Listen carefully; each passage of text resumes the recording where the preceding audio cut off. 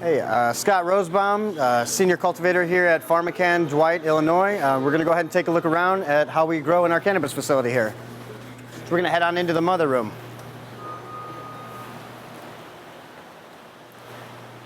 What's the mother room? So here at Pharmacann, we have 10 strains in full production right now. We've also got about 5 R&D strains. Our mother room is where it's basically our genetics locker, where we keep all of our strains, all of our mother plants. All that would happen in this room is we would be going ahead and taking clones, and any first stages of growth that happen here at Pharmacann happen in this room. The first 5 weeks of a plant's life are all spent in this zone entirely, all in a vegetative stage of life, which means that the plants will never actually flower in this zone. They'll just basically be growing in a vegetative state and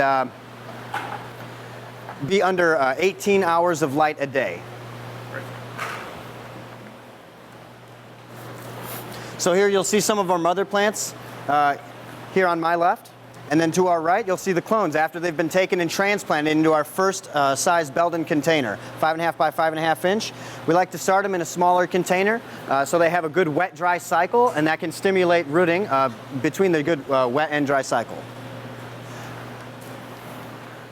The last few benches here are dedicated to some of our R&D strains, things that haven't been put into full production yet, but are in their test phases, basically.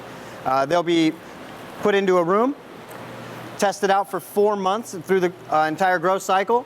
They'll be sent to labs. We'll get readings back for THC content, CBD content, and also overall terpene content of each strain individually. From there, we'll do what's called Fino Selection. Basically, we'll have 5 different phenotypes, all the same seeds that express different traits, and then we would like the traits that work best for our patients here in Illinois.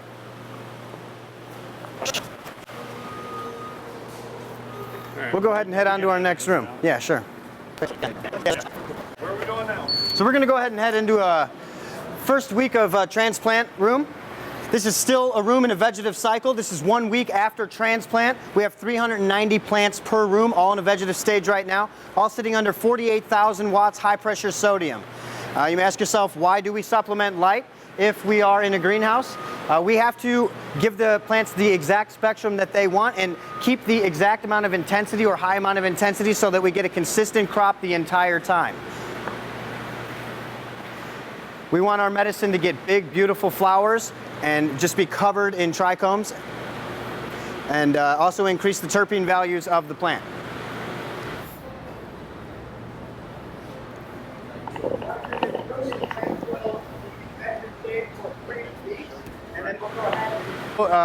Introduce flowering cycle to the plant by reducing the light from 18 hours down to about 12 hours. With that, we're able to control the greenhouse down to 12 hours and black out the light using blackout curtains above us. That will basically bring you down to 0 mole and make it extremely dark in here, telling the plants that it's basically nighttime, and we can control how much light exposure it gets and basically how control the seasons inside the greenhouse. So pretty exciting. Here at Pharmacann, we have several different strains that we grow. We got 10 strains in full production that range from purely indica dominant. We got a good amount of hybrid sativa dominant as well. We also have strains in Pharmacann at Dwight where we're growing 3 CBD strains in production at this point right now. Right. So, sure. So we're going to go ahead and enter a week 3 flowering room right now. As you can see, in just a couple weeks, difference from the room that we had visited before this, you can see the plants are quite a bit bigger in here. Cannabis is a very, very vigorous plant.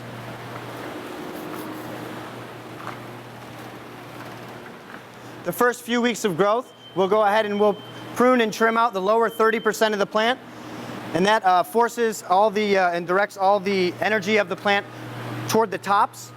Anything that's going to get a large amount of exposure or high amount of light intensity, we want to be sure that we're getting an even canopy overall. So we use the nettings and trellises to help shape and spread and train the plants out so that all plants get an even amount of light intensity so that we can guarantee that our end product is consistent.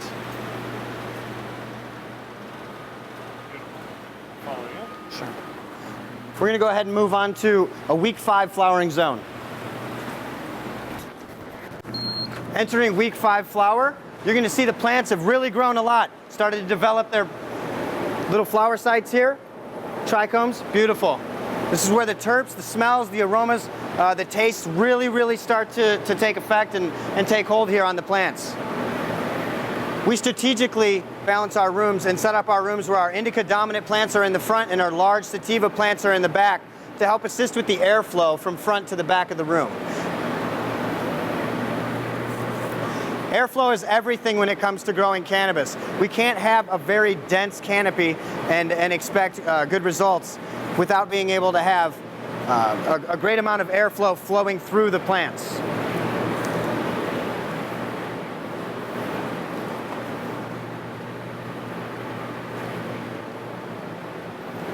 We've actually gone as far as introducing air conditioning to all of our greenhouses here at Pharmacann to help kind of control the overall environmental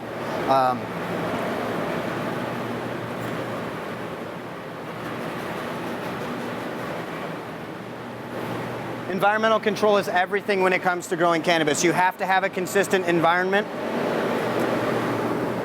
in order to make a consistent product.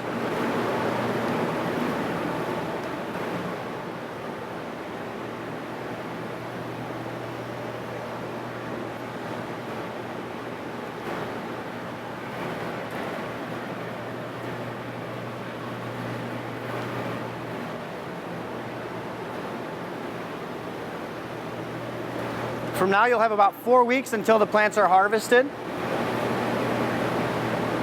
From then on, they'll move into our processing zone where they'll have all the leaves removed. The plants will be brought into a drying room. The plants will be processed further on from then. They'll sit in the drying room for about 10 days until they're completely trimmed and brought back in. All the buds will be separated from the stem, weighed out. All the batch will be put together. All the individual buds from one bench. Those will all be weighed into one batch, and they'll get their own BioTrack ID. They'll be followed from the time that they're a clone, basically all the way down until the batch is harvested into one large batch of buds.